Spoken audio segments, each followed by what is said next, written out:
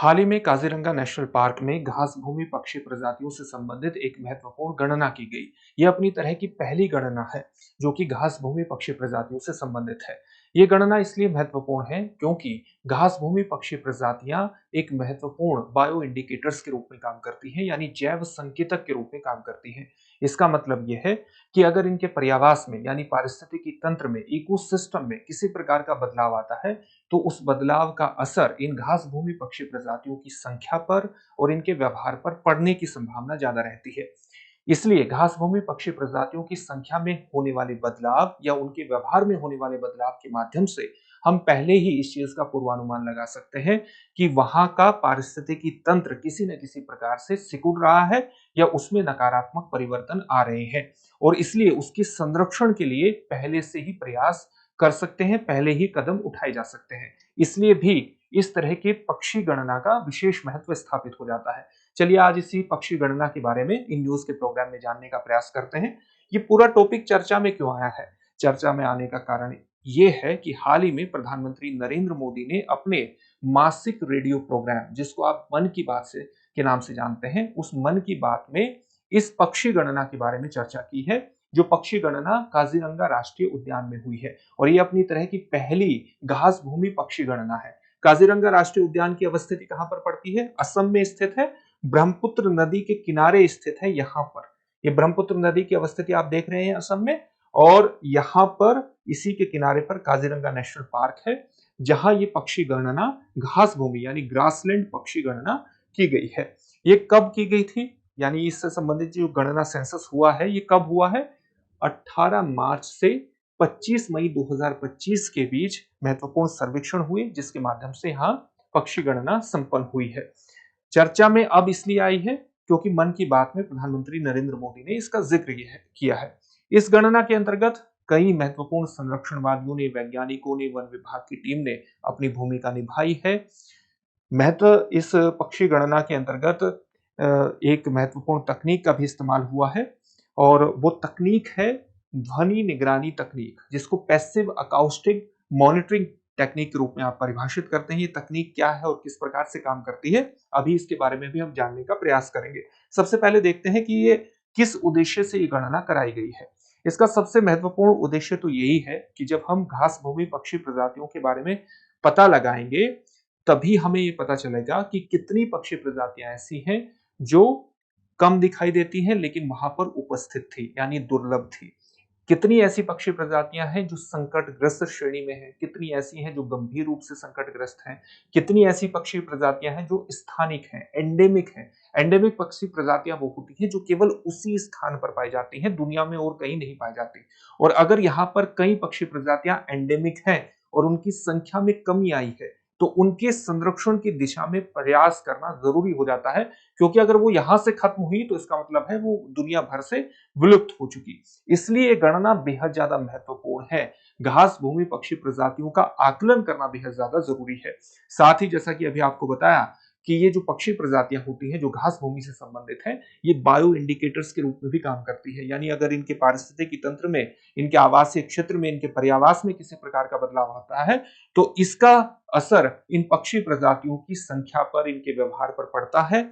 और इसलिए यहां अगर आवासीय क्षेत्र का संरक्षण करना है तो इनकी गणना करना और उस गणना को ट्रैक करना, लगातार ये पता करना कि संख्या में कमी आ रही है नहीं आ रही है, उसका पता करना भी जरूरी है। और इसलिए ये गणना विशेष रूप से महत्वपूर्ण हो जाती है। पारिस्थितिकी, घास भूमियों की पारिस्थितिकी स्थिति के बारे में जानना भी इसका महत्वपूर्ण उद्देश्य रहा है गणना का। पद्धति, सर्वेक्षण की पद्धति क्या रही है? अभी आपको बताया पैसिव अकाउस्टिंग मॉनिटरिंग टेक्निक का इस्तेमाल किया गया। ये कैसी टेक्निक है? इसमें हम घास भूमियों के पास जो लंबे लंबे पेड़ हैं वहां पर कुछ ध्वनि रिकॉर्डर को लगाते हैं, जो कि पक्षियों की ध्वनि को, उनके चहचहाने को रिकॉर्ड कर सकते हैं। किस समय ये लगाए जाते हैं? जब पक्षियों का प्रजनन काल होता है। प्रजनन काल यानी जो मार्च से मई तक का इस्तेमाल इस सर्वेक्षण में किया गया है। मार्च से मई के महीनों का इस्तेमाल किया गया है। ये वस्तुतः घास भूमि पक्षी प्रजातियों का प्रजनन काल था। इस दौरान क्या है कि पक्षियां ज्यादा से ज्यादा चहचहाते हैं, ज्यादा से ज्यादा क्यों चहचहाते हैं? या तो वो अपने पार्टनर्स को अपनी तरफ आकर्षित कर रहे होते हैं, या जो नर पक्षी होते हैं उसमें इस दौरान एक खास तरह की प्रवृत्ति देखने में आती है कि वो अपने जहां पर उनका आवासीय क्षेत्र होता है उसको प्रोटेक्ट करते हैं, उस पर एक तरह से किसी का अतिक्रमण नहीं होने देते हैं। उस वजह से भी वो ज्यादा आवाज निकालते हैं, ज्यादा चहचहाते हैं। तो इस चहचहाने को, क्योंकि ये चहचहाने का समय सबसे ज्यादा होता है प्रजनन काल का, इसलिए इस समय ध्वनि रिकॉर्डर के माध्यम से इनकी ध्वनि को रिकॉर्ड किया गया ताकि पक्षी प्रजातियों की संख्या का पता लगाया जा सके।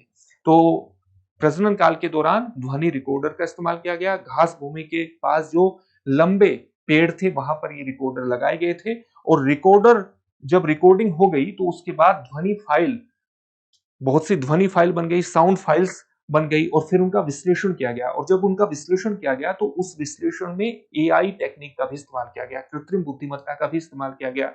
और जैसे मशीन लर्निंग टूल है एक बर्ड नेट, उसका इस्तेमाल हुआ। और जहां पर ध्वनि ज्यादा स्पष्ट नहीं थी, साउंड स्पष्ट नहीं था, वहां पर हमने स्पेक्ट्रोग्राम टेक्निक का भी इस्तेमाल किया। ये कैसी टेक्निक है? ये ग्राफिकल रिप्रेजेंटेशन ऑफ साउंड को प्रदर्शित करती है, रिप्रेजेंट करती है, यानी जो ध्वनि है उसके ग्राफिक निरूपण को प्रस्तुत करती है। और इसके माध्यम से अगर ध्वनि स्पष्ट नहीं है तो हम उस ध्वनि को जान सकते हैं कि ये किस पक्षी से संबंधित हो सकती है। तो बर्ड नेट नामक के जो मशीन लर्निंग टूल है उसका इस्तेमाल हुआ, जहां पर ध्वनि स्पष्ट नहीं थी वहां पर स्पेक्ट्रोग्राम तकनीक का इस्तेमाल हुआ और आवाज की ठीक पहचान की गई। उसके आधार पर पक्षी प्रजातियों का पता लगाया गया और काजीरंगा के 29 स्थानों को रिकॉर्डर के जरिए इस प्रकार से कवर किया गया ताकि अलग अलग प्रजातियों की संख्या के बारे में पता लगाया जा सके।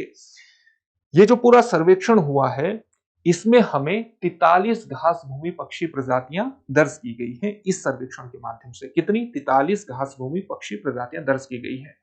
इन 43 घास भूमि पक्षी प्रजातियों में से अगर हम IUCN रेड लिस्ट के आधार पर इनका विश्लेषण करें तो हमें पता चलता है कि इन 43 पक्षी प्रजातियों में से एक ऐसी प्रजाति है जो कि क्रिटिकली एंडेंजर्ड है, यानी गंभीर रूप से संकटग्रस्त है।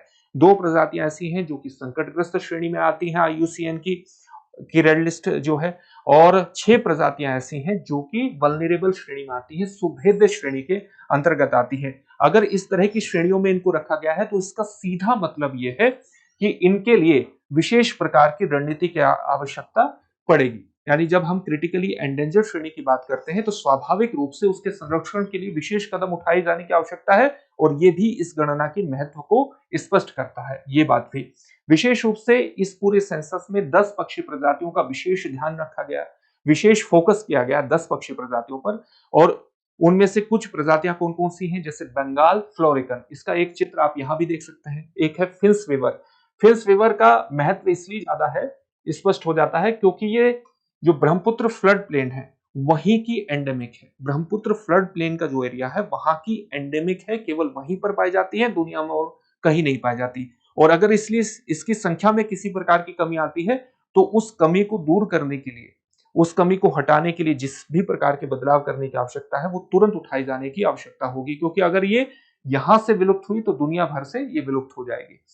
इसी प्रकार से एक और प्रजाति पर विशेष रूप से फोकस किया गया, जैसे ब्लैक ब्रेस्टेड पैरट बिल, जो इसकी तस्वीर आप यहां पर देख सकते हैं। इसी प्रकार से जेडोन्स बेबलर पर भी फोकस किया गया। 10 प्रजातियों पर विशेष फोकस किया गया, जिसमें से 4 की यहां पर आपको तस्वीर दिखाई गई है। साथ ही सर्वेक्षण के माध्यम से एक महत्वपूर्ण प्रजनन कॉलोनी भी देखी गई।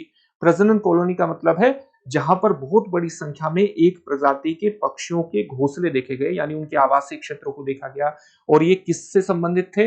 ये फिंस वीवर से ही संबंधित थे। फिंस वीवर का एक 85 से अधिक घोंसलों वाला एक क्षेत्र देखा गया, जिसको प्रजनन कॉलोनी के रूप में परिभाषित किया गया है। और फिंस वीवर का जो आवासीय क्षेत्र है ये ऊंचे वृक्षों पर, ऊपरी स्थानों पर सामान्य रूप से देखे जाते हैं। अभी तक हमें ये तो पता था कि ये ऊंचे वृक्षों के ऊंचे स्थानों पर रहते हैं, अपने घोंसले बनाते हैं, लेकिन इनके आवासीय क्षेत्रों की ठीक पहचान नहीं की गई थी।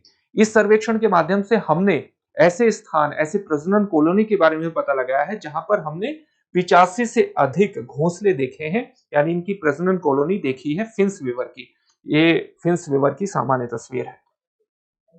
अब हम देखते हैं कि सर्वेक्षण से जानकारी हमने देख ली है कि जो घास पक्षी हैं उनके आवासीय क्षेत्र में होने वाले ह्रास के कारण क्या है? अगर उनके आवासीय क्षेत्र सिकुड़ रहे हैं तो इसका कारण क्या है? एक तो असम में घास भूमि में वैसे ही कमी आ रही है। पिछले 40 वर्षों में एक अनुमान के अनुसार असम की जो घास भूमि है उसमें 70% की कमी आ चुकी है। दूसरा, इसके कारण क्या है? अगर हम मुख्य कारणों की बात करें तो इसमें सबसे पहले आता है मानवीय गतिविधियां। मानवीय गतिविधियों के माध्यम से घास भूमि पर होने वाला अतिक्रमण, साथ ही जानवरों की अति चराई भी एक महत्वपूर्ण कारण है।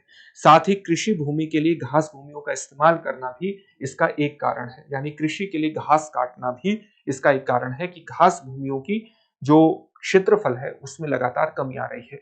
एक कारण प्राकृतिक भी है जिसको हम पारिस्थितिकीय अनुक्रमण के रूप में परिभाषित कर सकते हैं, इकोलॉजिकल सक्सेशन के रूप में परिभाषित करते हैं। ये क्या प्रक्रिया है? आप ये जानते हैं कि धीरे धीरे किसी भी क्षेत्र के पारिस्थितिकी तंत्र में बदलाव आता है। इसका मतलब क्या है? इसका मतलब ये है कि मान लिया किसी जगह की बर्फ पिघली है और बर्फ पिघलने के बाद हम वहां पर चट्टान की स्थिति देखते हैं, तो धीरे धीरे धीरे एक इसके इकोसिस्टम में यहाँ पारिस्थितिकी तंत्र में किस प्रकार से बदलाव आएगा। चट्टान पर धीरे धीरे आप देखेंगे शुरुआत में छोटे छोटे पौधे उग सकते हैं, या पौधों के बजाय यहाँ पर काई या घास या शैवाल की स्थिति आप देख सकते हैं। धीरे धीरे काई, घास और शैवाल का स्थान कौन लेंगे? छोटे छोटे पौधे लेंगे समय के साथ, और झाड़ियां लेंगी, और समय के साथ क्या होगा कि ये झाड़ियां का स्थान यहाँ पर वृक्ष उगने शुरू हो जाएंगे और धीरे धीरे बहुत बड़ा जंगल यहाँ खड़ा हो सकता है। लेकिन ये जो प्रक्रिया है ये सैकड़ों हजारों साल की प्रक्रिया है। तो किसी क्षेत्र में होने वाले जो स्वाभाविक परिवर्तन है, ये स्वाभाविक होने वाले धीरे धीरे होने वाले परिवर्तन है, इसको हम इकोलॉजिकल सक्सेशन यानी पारिस्थितिकीय अनुक्रमण के रूप में परिभाषित करते हैं। तो वैज्ञानिकों का मानना है कि जो घास भूमि जंगल में परिवर्तित हो रही है, इसका एक कारण स्वाभाविक है, जो स्वाभाविक प्रक्रिया है इकोलॉजिकल सक्सेशन। इसके चलते घास भूमियां धीरे धीरे जंगलों में बदल रही हैं, और इसलिए भी घास भूमियों का जो क्षेत्र है वो सिकुड़ रहा है, और अगर इनका क्षेत्र सिकुड़ रहा है तो घास भूमि पक्षी प्रजातियों पर उसका नकारात्मक असर पड़ेगा ही। एक कारण जलवायु परिवर्तन को भी माना जा रहा है। जैसे वैज्ञानिकों ने एक अध्ययन किया है कि पहले इस क्षेत्र में सामान्य रूप से बंगाल फ्लोरिकन की अवस्थिति देख सकते थे, लेकिन इस सर्वेक्षण के दौरान 1 या 2 बंगाल फ्लोरिकन ही देखने में आए हैं। तो वैज्ञानिकों का अनुमान है कि इसका कारण जलवायु परिवर्तन भी हो सकता है, लेकिन इस पर अभी और अधिक वैज्ञानिक अध्ययन करने की आवश्यकता है। इस पूरे सेंसस से क्या बात निकल करके आती है हमारे सामने? इस पूरे सेंसस से ये बात निकल करके आती है कि पक्षियों की निगरानी रखना बेहद जरूरी है। उनकी संख्या में होने वाले बदलाव, उनके व्यवहार में होने वाले बदलाव को ट्रैक करना बहुत जरूरी है, क्योंकि ये किसी क्षेत्र के पारिस्थितिकी तंत्र को संरक्षित करने के लिए बेहद जरूरी हो जाता है जब वो बायो इंडिकेटर्स के रूप में काम करते हैं। और इसलिए उनके संबंध में इस प्रकार के सर्वेक्षण या सेंसस होते रहने चाहिए और लगातार उनकी संख्या को ट्रैक किया जाना चाहिए। पक्षियों की निगरानी जरूरी है ताकि उनके आवासों की रक्षा की जा सके, क्योंकि पहले से ही अगर कोई पक्षी प्रजाति हमें बता दे कि आवासीय क्षेत्र में बदलाव हो रहा है, तो पहले ही आवासीय क्षेत्र के संरक्षण की दिशा में कार्य किए जा सकते हैं। घास भूमियों के संरक्षण के लिए दीर्घकालिक रणनीति भी बनाने की आवश्यकता है, और जब हम दीर्घकालिक रणनीति की बात करते हैं तो इसके अंतर्गत हमें अपनी डेवलपमेंटल नीतियों को भी इस प्रकार से बनाना है ताकि किसी प्रकार का नकारात्मक असर घास भूमि पारिस्थितिकीय तंत्र पर न पड़े। साथ ही इनके संरक्षण में हमेशा जो स्थानीय समुदाय हैं, जो स्वदेशी समुदाय है, अगर यहाँ किसी भी प्रकार की जनजातियां रहती हैं किसी भी क्षेत्र में, किसी भी पारिस्थितिकी तंत्र में, तो स्थानीय जो समुदाय हैं इनकी भी भूमिका को स्थापित करना है, क्योंकि स्थानीय समुदायों को अपने आसपास के पर्यावास के बारे में ज्यादा जानकारी होती है और इस ज्ञान का इस्तेमाल करना बेहद जरूरी है घास भूमि संरक्षण के अंतर्गत भी। स्थानिक प्रजातियों के संरक्षण के प्रयासों को प्राथमिकता देनी है। स्थानिक प्रजातियों का मतलब जो केवल यहीं पर पाई जाती है, यही की एंडेमिक है, उनके संरक्षण के लिए तो विशेष रूप से गणना की जानी चाहिए, क्योंकि अगर कुछ प्रजातियां केवल यहीं पर पाई जाती हैं और दुनिया में कहीं नहीं पाई जाती, तो उनकी संख्या पर किस प्रकार का असर पड़ रहा है उसके लिए जरूरी हो जाता है इस प्रकार की गणना करना। और हमें इसलिए आगे बढ़ाना है, अपने सर्वेक्षण को और ज्यादा वैज्ञानिक रूप से पुष्ट करना है, और ताकि हमें ज्यादा से ज्यादा सही जानकारी पक्षी प्रजातियों के बारे में, विशेष रूप से घास पक्षी प्रजातियों के बारे में पता लग सके, ताकि उनके विलुप्त होने का जो खतरा है उसको दूर किया जा सके।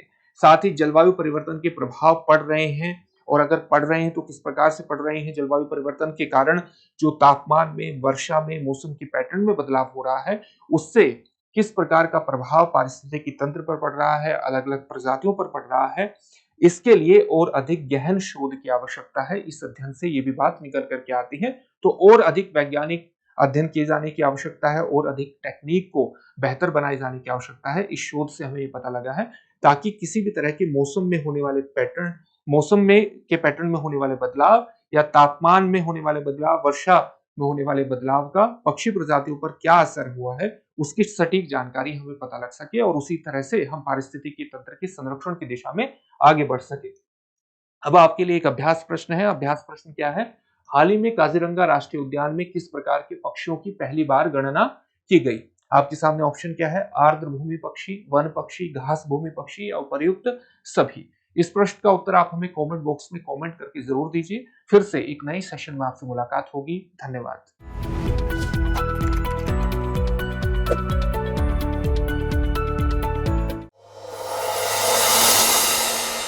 डियर व्यूअर्स, अपने एग्जाम की तैयारी को और बेहतर करने के लिए हमारे चैनल को लाइक, शेयर और सब्सक्राइब करना न भूलें।